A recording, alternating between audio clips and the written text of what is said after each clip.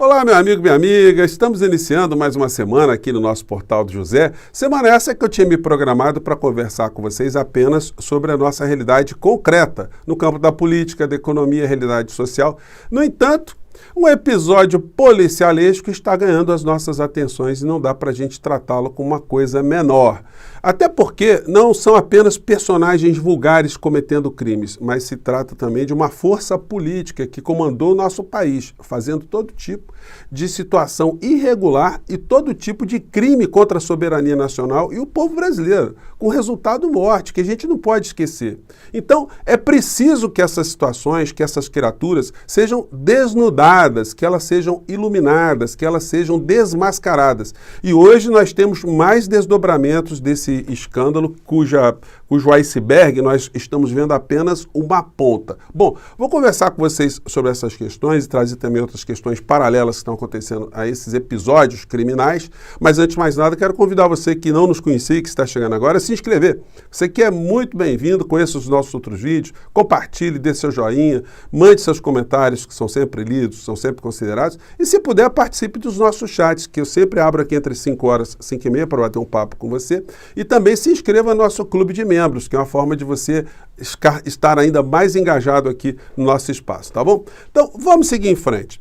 Gente, os assuntos seriam outros, mas a gente tem que jogar luzes sobre esses episódios e a Polícia Federal vai ajudar a elucidar muitas coisas aqui e muitas dúvidas, né, que ainda pairam no ar 1 ano e meio praticamente depois do crime ter sido iniciado aqui no Brasil com essas joias misteriosas. Bom, Polícia Federal vai investigar tentativa de governo Bolsonaro trazer joias ilegalmente. Então aqui tem a foto e aí na matéria começa assim. A Polícia Federal vai abrir um inquérito para investigar a tentativa do governo do ex-presidente Bolsonaro a receber ilegalmente joias da Arábia Saudita. As peças estão avaliadas em 16 milhões e meio. Gente, uma coisa inicial básica é a seguinte, a Polícia Federal vai ter que descobrir quem é que foi que deu as joias, qual é a procedência, porque não há nenhum documento ainda, não tem nenhuma formalização, não há nenhum bilhete, não há nenhum destinatário explícito. O que nós sabemos até agora é o que foi dito, que foi declarado pelas mulas. E a mula principal, no caso aí, é um almirante da reserva da Marinha do Brasil, que foi ministro das Minas e Energia, o senhor Bento Albuquerque, um homem que se apresenta com uma ingenuidade abissal, né? E não é, no caso dele, justificável ele alegar uma ingenuidade. Nós estamos falando aí de uma conduta dolosa, de uma conduta consciente de proteger crime ou crimes que estavam sendo realizados e que foram flagrados ali pela Receita Federal. Bom, uma questão que o senhor Jair já deve ficar muito preocupado, não é só com ele mais não, agora é com o envolvimento da sua esposa 03, porque ela não tem imunidade, aliás, ele também já não tem mais imunidade, né? E ela vai começar a frequentar agora a Polícia Federal. E o pontapé inicial desse início de visitas é essa situação aqui. Segundo a coluna da Bela Megali, Polícia Federal quer ouvir Michele e Bolsonaro na investigação sobre joias trazidas ilegalmente. A previsão é que o inquérito seja instaurado nessa segunda-feira. Já deve estar instaurado já. E a dona Michele, que tinha programado uma série de viagens, vai ter que retardar essas viagens todas. Aqui na coluna da Mariana Carneiro, ela diz o seguinte no Estadão, escândalo das joias e falta de roteiro atrasam viagem de Michele e Bolsonaro pelo país. Claro, agora vai ter que prestar contas, né, dessa história toda. E o Bolsonaro estando fora, quando ele chegar aqui, como é que vai ser o depoimento dele com o depoimento dela, né? Porque eles agora separados, fica difícil combinar uma versão, né? Então, a gente vai ter situações aí conflitantes, o Bolsonaro já andou falando coisas lá fora, ela aqui fez um deboche aqui dentro, mas lá, diante do delegado da Polícia Federal, tudo que ela disser poderá ser usado contra ela, né? E aí a gente tem uma coluna aqui no Estadão, aliás, é o editorial deles, né? Onde eles colocam: da corrupção miúda às joias milionárias. Suspeita de que Bolsonaro tentou contrabandear joias reforça o padrão de um político cujo clã, famoso pelas rachadinhas, vê o Estado como repartição a serviço de seus interesses privados. Gente, eu sempre disse para vocês que a elite econômica do nosso país sempre considerou o Bolsonaro um batedor de carteiras que ascendeu até a presidência da República. O cara com esse comportamento vulgar. E quando ele fosse para o lixo da história, e se ele não tivesse mais utilidade, ele seria esmagado, ele seria triturado e seria mandado para uma cadeia no final de alguns processos. Isso está em curso, é só a gente ver o que vai acontecer, inclusive com esse escândalo aí, que tem situações ainda, lacunas absurdas, né? Pois bem, a coluna diz o seguinte: os diamantes poderiam ter passado facilmente pelo controle alfandegário caso fossem declarados como presente de um Estado estrangeiro ao governo brasileiro. Por lei, teriam sido considerados patrimônio da União e seguiriam para o acervo da presidência sem obstáculos, livre de impostos. Mas há fortes razões para crer que Bolsonaro queria as joias para si, o que implicaria o pagamento de cerca de 12 milhões e 300 mil reais em tributos de importação pessoal.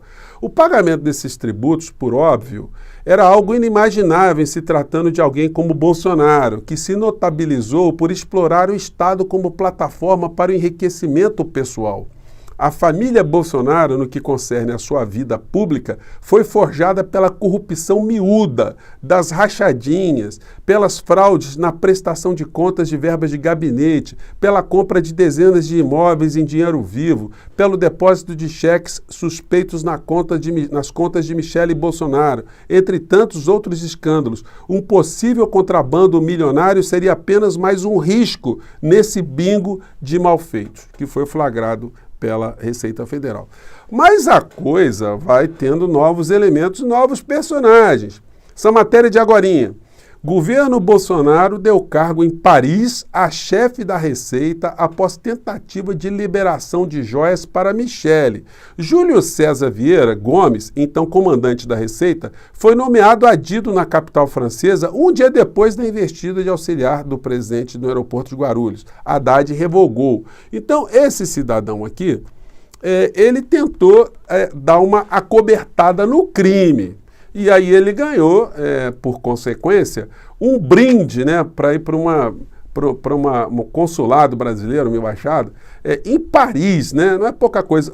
Um outro também foi agraciado, só que o governo Lula tomou posse e o ministro Haddad já revogou. Então, esse cidadão aqui, que cometeu crime, porque ele usou o cargo dele por uma ação irregular, ele vai ter como consequência, além de responder pelo crime, o afastamento, a demissão, né, do serviço público, porque é inaceitável uma situação como essa. No mesmo despacho, aliás, quem nomeou a criatura foi o Mourão, né, porque o Bolsonaro já tinha se evadido do território nacional, mas deixou aqui uma série de situações para o Mourão despachar em nome dele. No mesmo despacho, o Mourão nomeou como adido da Receita Federal nos Emirados Árabes Unidos o outro auditor fiscal suspeito de agir em favor dos interesses de Bolsonaro, José de Assis Ferraz Neto, então subsecretário-geral da Receita, que teria pressionado o corregedor do órgão a não investigar a quebra de sigilo fiscal de desafetos da família do ex-presidente da República. Então, a situação está ficando complicada para essa turma toda, né? E o Fábio Van Garten, essa criatura que foi secretário de comunicação do Bolsonaro, publicou uma série de ofícios aqui tentando engabelar os seguidores de Bolsonaro, né? Como se ele tivesse aqui, de fato, pensando em fazer alguma devolução dos bens que foram apreendidos. Tudo documento para esquentar a maracutaia. Mas não vai dar, né? E aí tem umas situações também que eu não vi ninguém comentando, que eu achei no mínimo curiosas. Aqui tem uma foto do Bento, o que funcionou como mula, o almirante da reserva, né, reduzido à condição de mula de um governo bandido, enfim. Ele apresentou essa foto aqui de ganhando a eguinha Pocotó, como eu disse para vocês. E aí depois aparece uma foto da eguinha Pocotó toda quebrada, né? Eu pergunto para vocês, algumas pessoas estão dizendo que ela foi quebrada para ser introduzida ali, junto com ela, ou dentro dela, esse conjunto de joias, de diamantes, né, super valiosos, né? Mas não me parece que isso tenha acontecido, porque, pelo menos por essa foto aqui, a gente vê apenas que a estatueta está quebrada, né? Provavelmente eles botaram tudo numa mochila, trituraram ali, jogaram os diamantes, as coisas todas ali dentro, enfim, ou junto com o estojo, e a coisa quebrou, mostrando que eles não estavam muito preocupados, né, com o formato do que estava ali, mas com o conteúdo, né? Isso aí tem que ser uma coisa esclarecida também. Eu dei uma ampliada aqui na foto, a gente vai ver na Eguinha Pocotó, parece que é de um material aqui, de um gesso, de uma cerâmica, né? Uma coisa bem... E a gente não sabe se esses dourados que estão ao redor dela, se isso é algum tipo de metal precioso, se isso é ouro, né? Se isso foi avaliado também. Mas é uma questão que fica aí, aqui o pedestalzinho da Eguinha Pocotó, e ficou essa dúvida, né? Se esse estojo estava na base desse negócio, enfim. Mas são situações que a Polícia Federal vai ter que revelar agora. E essa fila vai andar de uma forma muito mais rápida por uma situação muito simples. Não tem o seu Augusto Aras agora nessa jurisdição. Porque agora é problema adstrito à competência da Justiça Federal de primeiro grau. Então, dependendo na mão do juiz que cair essa história toda, nós poderemos ter algumas prisões preventivas decretadas. E aí o senhor Augusto Aras não tem a menor força no meio dessa história, né?